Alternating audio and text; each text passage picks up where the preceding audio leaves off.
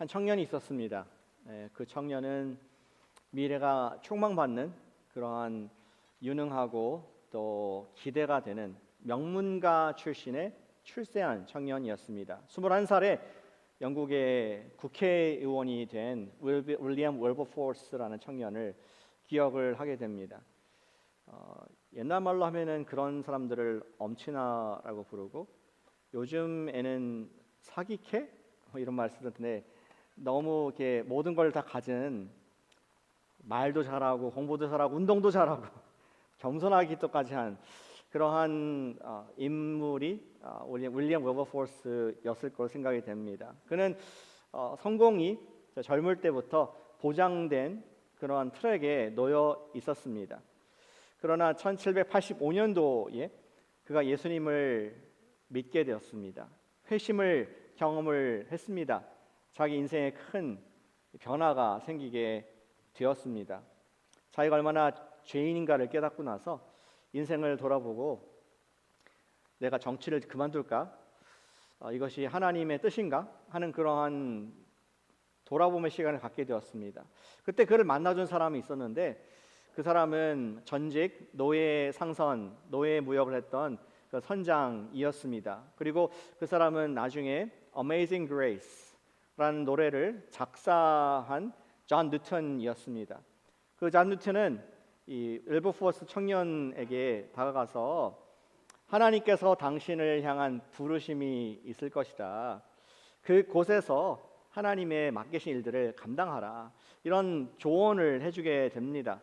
그러자 웰버포스는 자기 마음속에 새겨지는 하나님의 콜링이 있었다고 합니다. 그는 두 가지 사명을 받게 되었는데, 하나는 내가 이 나라에서, 영국에서 노예 제도를 폐지하겠다, 정치인으로서. 또 한 가지는 우리 도덕이 무너진 영국 사회를 바로 세우겠다. 이러한 비전과 꿈을, 마음의 결단을 갖게 됩니다. 그리고 그는 입법을 계속했습니다. 이 노예 제도가 얼마나 악하고, 우리 존 뉴턴으로부터 들었던 그 안타까운 상황들을 들으면서 이것은 하나님의 정치적인 문제가 아니라 하나님 앞에 죄악이다 하는 그러한 심각한 마음의 경각심을 가지고 노예 폐지를 위해서 계속 법을 올렸는데 계속 부결되게 됩니다. 사진을 몇 장 갖고 왔는데, 예전에 제가 영국의 리버풀에 방문했을 때에 노예 박물관이라는 것이 있었습니다. 어떤 사진은 좀 디스터빙 할 수 있다는 말씀을 미리 드립니다. 근데 거기 보면은 예전에 죄인들, 우리 노예 상선에서 묶었던 쇠사슬들이 남아 있고, 그들의 생활 환경을 보여주는 그런 모델을 볼 수 있었습니다. 여기 사진에 보시면은 그 배의 모형인데요. 옛날 18세기에 우리 노예 무역의 캐피탈이면 리버풀이었고, 국가 경제의 중요한 부분을 차지했던 그런 곳이었습니다. 거기에 우리 맨 밑에 덱에 보시면은 저 성냥개비 같이 막 줄 서 있는 것이, 사람들이 거기서 누워 자는 200, 300명이 한 배에 화물로 실려갔던 기록들이 남아 있습니다. 거기에 상선의 기록 보면은 노예가 몇 명이고, 곡물이 몇 톤이고, 또 식료품과 다른 빵 이런 것들이 얼마 되는지 선적을 적어놓은 기록이 명부가 있는 것을 보게 되었습니다. 마치 물건짝 취급하는 그러한 시대, 악한 시대. 다음 사진도 보여주시면은 1923년도의 사진이지만, 아프리카 나이지리아에서도 예전이 제국주의 시대 때에 사람을 비인격화하고 인종차별했던 그러한 우리 과거의 모습들을 찾아볼 수 있습니다. 리버풀에 가시면 볼 수가 있습니다. 리버풀은 비틀즈의 고향인 줄 알았더니 우리 아픈 과거가 있다는 것을 보게 되었습니다. 웰버포스의 마음에는 비전이 새겨졌습니다. 이러한 악한, 인간이 물건처럼 거리는 현실을 보면서 그는 이것을 관철시켜야겠다. 자그마치 20년 동안 포기하지 못했습니다. 마침내 1807년도에 놀랍게 노예 무역 폐지 법안이 통과되었고, 사람들이 축하했습니다. 웰버포스, 당신 드디어 승리했습니다. 그러자 그는 말하기를, 아직 끝나지 않았습니다. 저는 우리 그 무역뿐만 아니라 노예제 자체를 폐지해야 됩니다. 결국은 1833년도에 노예 제도 자체가 전 세계에서 처음으로 폐지가 되었고 그 소식을 들은 뒤 3일 뒤에 우리 윌버포스는 세상을 떠나게 됩니다. 전 이런 이야기를 들으면 참 멋지다는 생각이 듭니다. 한 사람의 인생을 저렇게 살아야겠구나. 옛날에 윗필드가 말하던 것처럼 내가 녹슬어 없어지기보다는 닳아 없어지겠다. 정말 윌버포스 같은 인생을 보면서 닳아 없어진 인생, 하나님을 위해서 끝까지 쓰임받은 인생이다. 그러한 우리는 멋진 감동과 또 우리도 그러한 선망, 그러한 것을 바라보면서 사모하는 마음을 갖게 됩니다. 무엇이 한 사람을 평생토록 이토록 한 방향으로 이끌 수 있었을까요? 그것은 어떤 성공에 대한 추구, 환경이 잘 풀린 것도 아니었습니다. 윌버포스는 하나님의 정의에 대한 비전을 한평생 품고 살았고, 그리고 약속의 말씀, 목적 있는 인생을 살면서 그 인생이 하나님께 놀랍게 쓰인 것을 보게 됩니다. 예, 그렇습니다. 하나님의 비전은 우리 한 사람의 평생을 이끌 만한 놀라운 능력과 에너지가 있습니다. 여러분들은 아침에 무엇이 동력이 되어서 힘든 아침에 일어나십니까? 몸이 무겁고 어제 지쳤는데도 오늘도 일어날 수 있고 가족들을 위해 살 수 있는 그 동기와 원동력이 무엇입니까? 하나님의 사람은 환경은 변하지 않고 세상의 흐름도 우리를 호의적이지 않지만 마음속에 하나님의 약속이 새겨 있다면은 그 사람은 인생이 흔들리지 않은 그러한 앵커, 닷을 갖고 있는 사람인 줄로 믿습니다. 사람의 인생을 움직이는 것은 환경이나 두려움이 아니라 무엇을 내가 바라보는가. 그것도 그냥 내가 어떤 잡은 그런 목표가 아니라 하나님께서 나에게 주신 약속이 무엇인가. 약속의 말씀이 있을 때에 우리는 우리 삶을 움직이는 보이지 않는 손을 경험하게 될 수 있습니다. 오늘 본문은 우리 창세기의 마지막 부분인데요. 우리 1월, 2월 동안에 언약, 약속 위에 세워지는 교회, 약속 위에 세워지는 개인 얘기를 들었습니다. 그렇다면은 약속이 이끄는 삶의 모습은 어떠한 것인가? 요셉과 야곱 어떻게 약속을 이끌어서 그들을 살았는가, 마지막을 했는가 하는 것을 함께 묵상하고 또 적용해 볼 수가 있습니다. 지난주에 요셉이 17살 때, 청년의 때에, 청소년의 때에 애굽으로 팔려간 형들에 의해서 배신을 당한 얘기를 듣게 되었습니다. 요셉이 형들에 의해서 애굽으로 팔려간 지 시간이 흘러서 22년이 지나게 되었습니다. 17살의 그러한 푸른 청소년이 이제는 우리 다시 만나는 46장, 45장에서는 39세의 아저씨로 변해 있는 모습을 보게 됩니다. 그는 전과는 다른 위치에 있게 되었습니다. 애굽의 총리가 되었고 또 그는 7년의 흉년 동안의 나를 다스렸고 이제 2년이 흉년 동안 지나간 어려움을 겪고 있는 그런 리더십을 발휘하는 남다른 위치에 서 있는 사람이 되어 있습니다. 그때에 형들이 찾아오게 되지 않습니까? 그리고 형들이 요셉 총리 앞에 요셉을 알아보지 못하고 엎드려 절할 때에 과연 옛날 17년 전의 꿈이 현실이 됩니다. 그들은 요셉 앞에 절을 했습니다. 그리고 요셉은 드라마틱하게 자신을 소개하면서 나는 당신들이 판 동생 요셉입니다. 눈물의 재회를 하는 시간을 갖게 되었습니다. 요셉은 자신을 밝히면서 아버지가 안녕하시냐, 아직도 살아계시냐 하면서 앞으로 흉년이 계속될 것이기 때문에 내가 애굽에 바로의 수레를 보내드릴 테니까 아버지를 좀 모시고 형님들 다시 돌아와 주십시오. 이러한 간곡한 요청을 하게 되었습니다.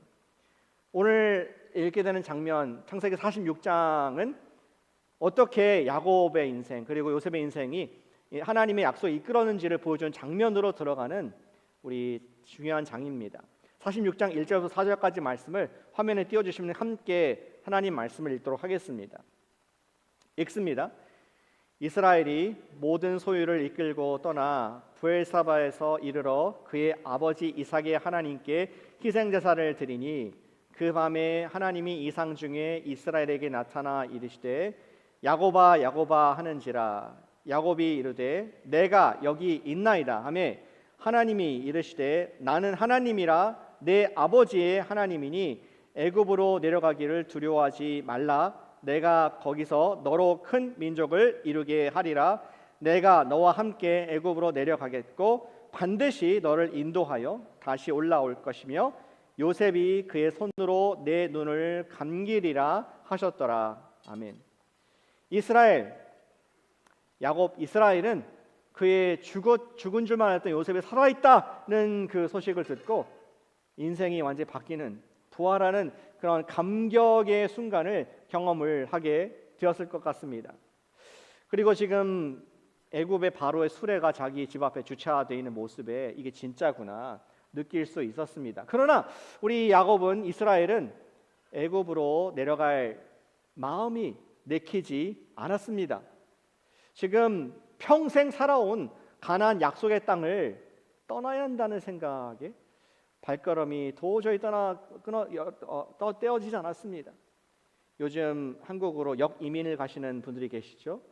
65세 이상 된 분들이 주로 가시는데, 그런 분들은 반평생을 미국에 살았는데 30년, 40년, 50년 살았는데 한국으로 이민 간다는 것이, 다시 간다는 것이 결코 쉬운 결정은 아닐 것입니다. 지금 평생을 이 약속의 땅 가나안에 살아왔는데 애굽으로 내려가야 하는 갈림길에 서 있는 우리 이스라엘의 마음을 상상해 보길 바랍니다. 그는 나이가 자그마치 130살이었습니다. 그는 청년 때 같이 쉽게 여행할 수 있는 나이가 아니었다는 것이죠. 이번 길은 왕복 여행이 아니었습니다. 어쩌면은 다시는 고향 땅을 밟지 못하는 인생의 마지막 여정과 같은 그러한 시간이 될 결정이었습니다. 하지만 현실을 보니까 기근이 너무 지금 심했고 결국 애국행을 결정하게 됩니다. 그는 짐을 다 싸고 이사를 하면서 캐러밴을 하면서 결국 발을 떼지만 가면 갈수록 발걸음이 무거워지는 것 아니겠습니까? 결국 그가 멈춰선 곳은 브엘세바라는 곳이었습니다. 브엘세바, 그것은 자기 할아버지 아브라함이 하나님께 단을 쌓았던 그러한 곳이었습니다. 브엘세바, 그것은 자기의 아버지 이삭이 하나님을 만났던 장소였습니다. 브엘세바, 그것은 자기가 형과 티각타각하는 그 싸움의 장소 때 있었을 때에 자기가 자라난 고향이었습니다. 하나님의 약속이 있는 그곳 브엘세바에 이르렀을 때 더 이상 발걸음이 떼어지지 않고 거기에서 그는 희생 제사의 제사를 드리게 됩니다. 예배를 드렸습니다. 다시 말해서 그는 자기의 발걸음을 묻기 위해서 하나님께 기도하는 깊은 시간을 가졌다는 것을 의미하고 있습니다. 그날 밤 그는 묻고 또 물었을 것입니다. 하나님, 제가 이 가는 길이 맞습니까? 제가 애굽으로 내려가기를 원하십니까? 인생의 어떤 마지막 결정을 앞두고 그는 야복강가에 섰던 씨름과 같은 하나님과의 기도 씨름을 하고 있었을 것입니다. 바로 그날 밤에 하나님께서는 부르시죠. 야곱아, 야곱아. 항상 두려워하고 도망갔던 옛날 이름 야곱을 불러주시면서 하나님께서는 I get it. 내가 널 이해한다. 지금 두려워하고 있지, 주저하고 있지. 넌 지금 야곱이 되었지. 야곱의 이름을 2번이나 부르시면서 하나님께서 야곱에게 이상 중에서 말씀하시기를 시작을 합니다. 어떤 말씀하십니까? 3절에 다시 돌아가 보니까 애굽으로 내려가기를 두려워하지 말라. 내가 너 거기서 너로 큰 민족을 이루게 하리라. 아하, 약속은 사람이 이루는 것이 아니구나. 하나님께서 내가 너로 하나님이 이루게 하시는 것이구나 하는 것을 하나님께서 기억하게 하십니다. 이어서 하나님이 선언하십니다. 4절에 보니까 내가 너와 함께 애굽으로 내려가겠고 반드시 너를 인도하여 다시 올라오게 하리라. 야곱은 깨달았습니다. 약속의 핵심은 땅이 아니구나. 가나안 땅이 아니구나. 내가 너와 함께 애굽으로, 약속의 핵심은 바로 함께 하시는 하나님이었구나. 또 너를 다시 인도하여 올라오게 하리라. 그 일을 이루시는 분도 내가 붙잡고 있는 것이 아니라 하나님께서 약속을 이루어지게 하시는구나. 그 말씀을 들은 후에야 이스라엘은 두려움을 내려놓고 편도처럼 보이는 그 길을 하나님 약속을 붙들고 당당히 걸어갈 수가 있게 됩니다. 우리 본문을 좀 더 fast forward, 빨리 감기를 해서 시간이 흐르게 됩니다. 47장 27절 31절까지 말씀인데요. 제가 우리 읽지는 않겠지만 우리 본문을 계속 따라가 주시면 감사하겠습니다. 이스라엘과 그의 가족이 애굽에 정착합니다. 고센 땅에 이르러 됩니다. 하나님 말씀대로 그들은 숫자적으로 부흥하게 됐습니다. 가족이 늘어나고 짐승이 번성하게 되었습니다. 그들은 크게 번성하고 안정된 삶을 누리게 되었습니다. 그렇게 17년이 흘러서 야곱이 떠날 때 130세였는데 147세가 되었습니다. 야곱은 이스라엘은 직관했습니다. 이제 나의 때가 얼마 남지 않았구나. 이제 내가 돌아갈 때가 얼마 안 남았구나 하면서 자기가 준비하게 됩니다. 자기를 이끌었던 요셉을 불러놓고 요셉에게 자신의 유언을 남기게 되죠. 내용을 잘 보시면 놀랍습니다. 사람은 인생의 끝자락에 가게 되면은, 은퇴 이후에 가게 되면은 과거를 돌아본다고 합니다. 내가 과연 헛살진 않았는가, 잘 살았는가 회고를 하게 됩니다. 인생을 돌아보고 정리하는 마음이 생깁니다. 하지만 하지 않는 것이는데 미래를 이야기하지는 않습니다. 그러나 이스라엘은 그 유언에서 볼 때 좀 다른 모습을, 여전히 그의 마음속에는 불타고 있는 하나님의 약속의 말씀이 있다는 것을 우리는 볼 수 있습니다. 29절에 요셉을 불러서 맹세하라, 네가 꼭 약속을 지켜달라 하면서 맹세하는 내용이 있습니다. 내 손을 29절에 내 허벅지 아래에 넣고 인애와 성실함으로 내게 행하라. 이런 식으로 약속을 맹세를 시킨 것은 성경에 딱 두 사람밖에 없었습니다. 하나는 아브라함이 자기 종에게 이삭에게 결혼할 신부감을 모시고 올 때 정말 우리 가족의 집안 가서 데리고 와라 하면서 약속을 그렇게 이런 식으로 했습니다. 또 우리 요셉에게 이스라엘이 요구를 한 모습을 보게 됩니다. 이것은 단순히 약속이 아니라 자신의 후손과 미래를 두고 하는 언약적 맹세였다라고 신학자들은 설명합니다. 그 요구한 내용은 분명했습니다. 29절 30절에 적혀 있죠. 나를 애굽에 장사하지 말고, 이스라엘이 요셉한테 부탁한 내용입니다. 나를 애굽에 장사하지 말고 조상들의 묘지, 저 가나안, 우리 아버지와 할아버지 그리고 네 엄마가 묻혀 있는 그곳에 묘지를 장사하라. 이스라엘 자신이 애굽의 생애를 마칠 것을 사실 알고 있었습니다. 그러나 그의 시선은, 그의 계속 추구하는 마음은 죽음이 아니라 하나님께서 이루실 약속을 바라보고 있구나, 이때에도 유언을 남기고 있구나 하는 것을 분명히 알게 됩니다. 그는 지금 애굽에서 몸이 묻히게 될 것이지만 그의 마음은 하나님 약속 있는 땅을, 가나안 땅을 바라보고 있었습니다. 그리고 과연 그 말씀대로 이제 야곱이, 이스라엘이 죽었고, 그리고 요셉과 가족들이, 형제들이 그 시신을 가지고 가나안에 장사를 하고 돌아오게 됩니다. 그리고 fast forward 한 번 더 우리 미리 보기를 보면은 오늘 창세기 마지막 장인 50장까지 오게 됩니다. 50장 22절 26절 사이의 말씀입니다. 그리고 이제 마지막 창세기의 장면이 연출됩니다. 세월이 흘러서 요셉이 몇 살 됐습니까? 110살이 되었습니다. He is no longer a young man. 더 이상 기력이 있는 사람이 아니라 노년이 되었습니다. 그는 자손의 여러 세대를 바라보는 복을 하나님께 허락하셨습니다. 에브라임과 므낫세의 3대까지, 그들의 손자까지 보는 그러한 하나님의 큰 복을 받게 되었습니다. 그리고 인생의 끝자리에 서게 됩니다. 죽음을 앞둔 순간에 요셉은 형제들을, 남은 가족들을 모아서 맹세를 하라고 약속을 요구합니다. 24절, 25절, 50장에 나와 있는데요. 하나님께서 반드시 너희를 돌보시고 이 땅에서 인도하여 내실 것인데, 아브라함과 이삭과 야곱에게 맹세하신 땅으로 올라가게 하실 때에 뭐라고 적혔습니까? 내 해골을 여기에서 메고 올라가라. 이것이 요셉의 마지막 유언이자 창세기의 마지막 말씀입니다. 그는 애굽의 총리로 성공한 삶을 살았습니다.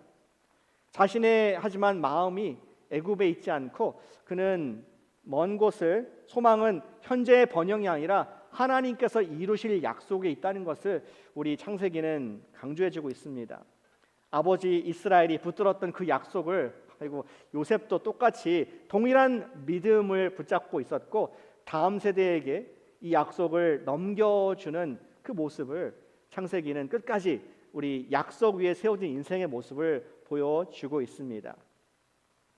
원래 질문으로 돌아가서 우리를 위한 좀 적용을 생각해 보길 원합니다. 하나님의 약속에 이끌린 삶이란 어떤 모습일까요? 여러분들 주보에 두 가지 답을 꼭 붙잡으시라고 적어드렸습니다.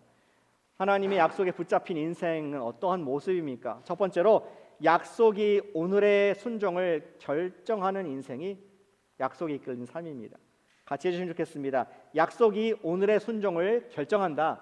약속이 오늘의 순종을 결정한다. 저와 여러분들의 오늘 삶에 끊임없이 결정할 것들이 있지 않습니까? 내가 어느 직장을 가야 될까? 혹은 이 직장이 있는 데 맞는 것일까? 언제 승진하나? 결정이 필요합니다. 내가 누구와 언제 어떻게 결혼을 할 것인가? 청년들이 결정할 문제입니다. 자녀들의 진로를 우리는 결정해야 됩니다. 이 자녀가 어느 대학교에 어떤 전공으로 가는 것이 맞을까? 상담하고 조언해 줘야 됩니다. 여러분들의 교회에서 사역의 방향, 내가 교회에서 섬기는 것이 맞나? 내가 어떤 일을 할 수 있을까? 결정을 해야 됩니다. 그리고 은퇴 이후에 편하게 있을 수 있습니까? 우리 은퇴 이후에도 끊임없이 결정을 해야 합니다. 인생은 선택의 연속입니다. 문제는 무엇입니까? 결정 장애가 있는데 그 이유는 대부분의 선택들이 모두 좋아 보인다는데 문제가 있습니다. 더 안정적으로 보이고 더 현실적으로 보이고 더욱더 안전해 보입니다. 야곱의 상황이 바로 그러했습니다. 환경만 보면은 애굽으로 내려가는 것이 가장 no-brainer, 합리적인 선택이었습니다. 그것이 생존의 길이었고 가족을 살리는 길이었습니다. 이미 자기 집 앞에 애굽의 마차도 수레도 도착해 있었습니다. 그러나 요셉의 마음은 쉽게 움직이지 않았습니다. 그의 인생에서 경험하고 배운 것이 있는데 현실 계산을 넘어서는 기준이 있다는 것을 그는 130년간 경험을 해왔습니다. 그는 그 순간 멈추었습니다. 그는 예배했습니다. 그는 결정을 서두르기보다는 하나님의 뜻을 구하는 기도를 하게 됩니다. 왜냐하면 약속이 방향을 결정하기 때문에 그랬습니다. 하나님께서 예배 가운데 말씀하셨습니다. 아까 봤듯이 창세기 46장 7절 46장 4절 말씀에서 하나님께서 말씀하셨죠. 약속을 기억하겠습니다. 내가 너와 함께 애국으로 내려가겠고 반드시 너를 다시 인도하여 올라오게 하리라. 야곱이 붙잡아야 할 것은 땅이 아니라 약속을 이루시는 하나님 자신이었다는 것을 그는 다시 한번 그 순간 확신을 얻게 되었습니다.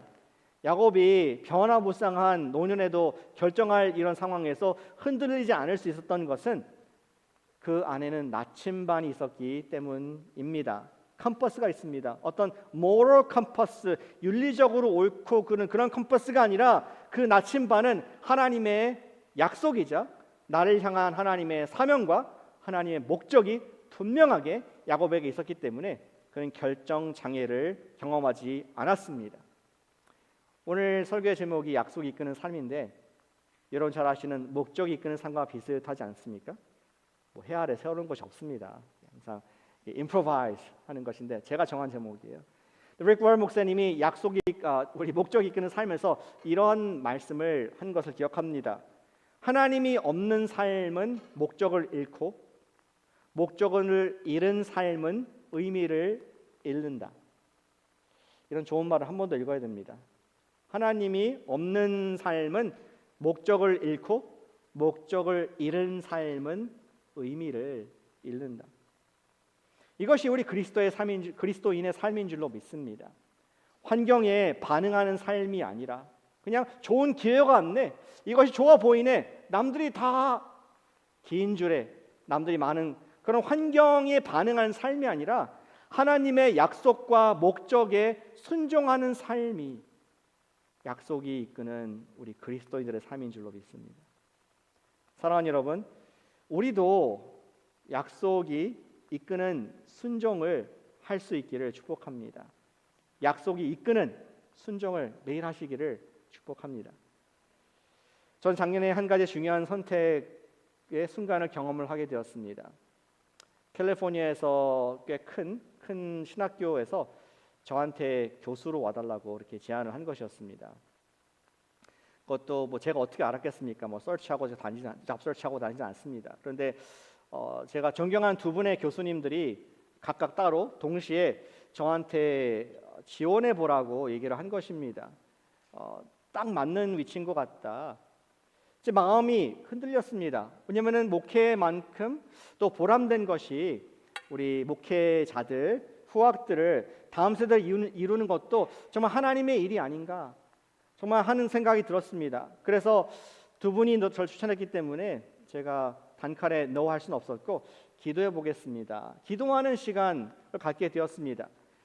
기도를 하는데 제 마음속에 반복적으로 주시는 기억하시는 떠오르게 하신 말씀이 있었습니다. 그 말씀은 다름 아닌 제가 오래전에 목사 안수를 받았을 때에 주셨던 말씀입니다. 말씀을 전파하라. 때를 얻든지 못 얻든지 항상 힘쓰라. 저 그 말씀 앞에서 스스로에게 질문을 해보게 되었습니다. 내가 언제 가장 기쁘고 언제 가장 하나님의 사명을 살아내고 있다라고 느끼는가? 답은 분명했습니다. 하나님의 말씀을 전할 때에, 말씀을 전파할 때 가장 주님의 사명을 감당하고 있다는 확신을 얻게 되었습니다. 그것이 하나님께서 나에게 맡기신 부르심인 것을 확인하게 되었습니다.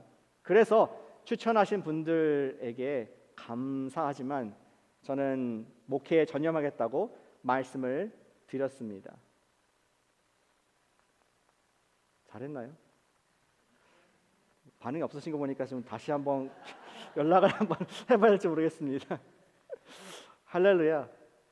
제 인생에 하나님께서 주신 약속 나침반이 없었다면은 저는 환경과 기회, 사람들의 평가에 의해서 결정했을지 모르겠습니다. 사랑하는 여러분, 인생의 선택의 순간마다 우리를 인도하는 것이 환경이 아니라 하나님의 약속의 말씀이 되게 하시기를 축복합니다.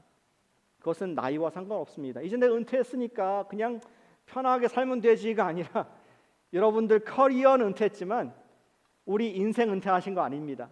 우리 주님 앞에서 은퇴는 없습니다. 언제 은퇴합니까? 하나님께서 이제 come back home, 집에 와라. 눈 감을 때, 눈 감겨주실 때 그때가 은퇴입니다. 우리는 끊임없이 선택을 해야 됩니다. 약속이 이끌면은 순종하겠습니다.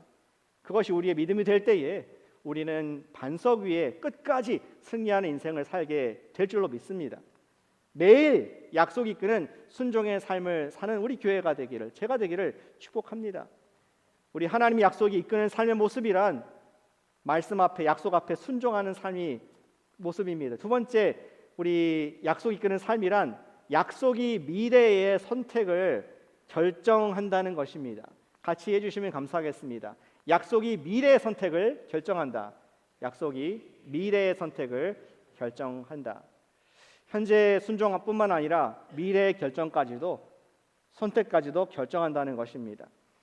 하나님의 약속은 오늘의 순종뿐만 아니라 내일 선택까지 결정하는데 이것이 바로 약속이 이끄는 삶의 모습인 것을 성경이 얘기해주고 있습니다.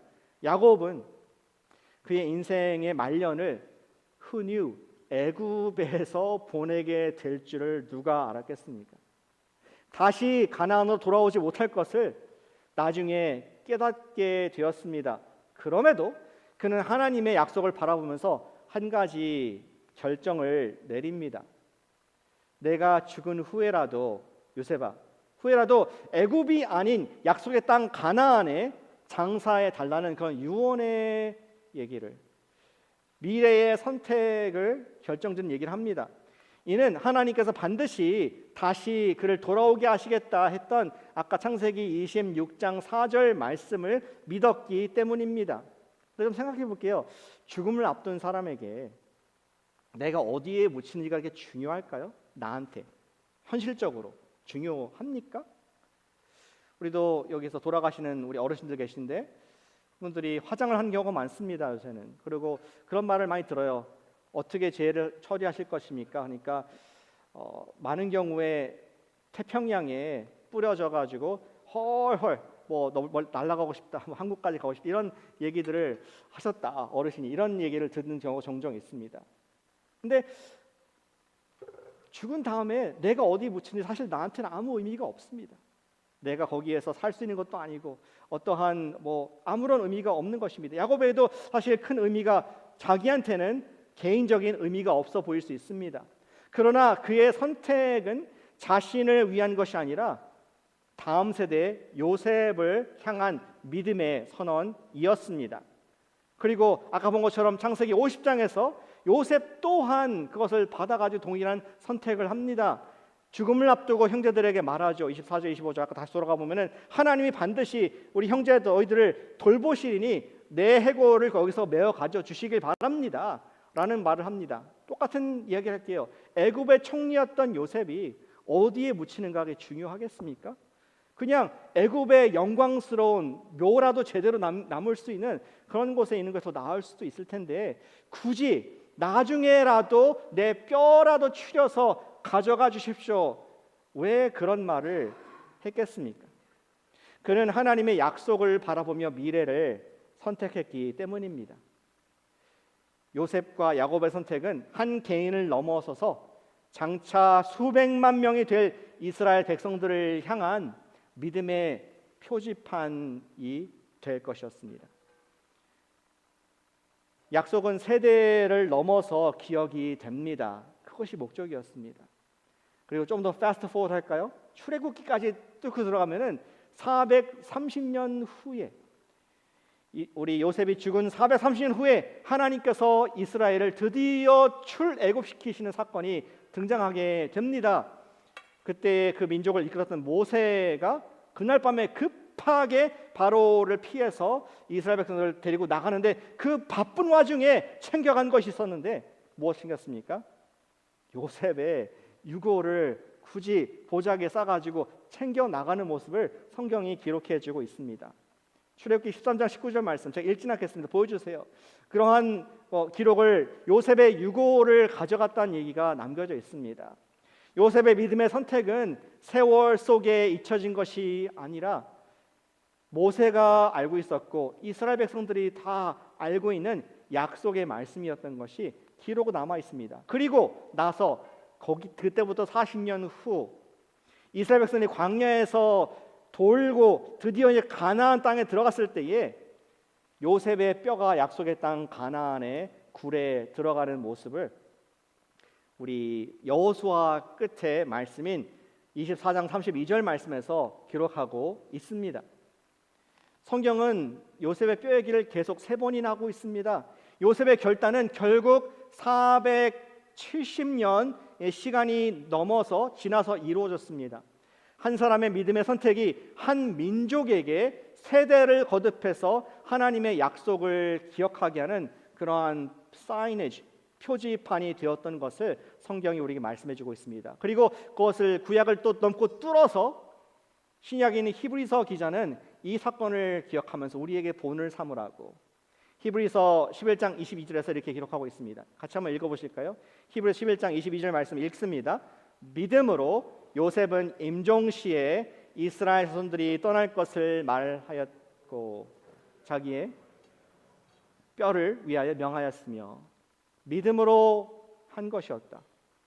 그는 자기 당대를 위해서 그때 좋은 선택을 한 것이 아니라 약속을 바라보면서 믿음으로 내 뼈를 가져가 달라고 임종시에 부탁한 것이었다라고 이해하고 있습니다.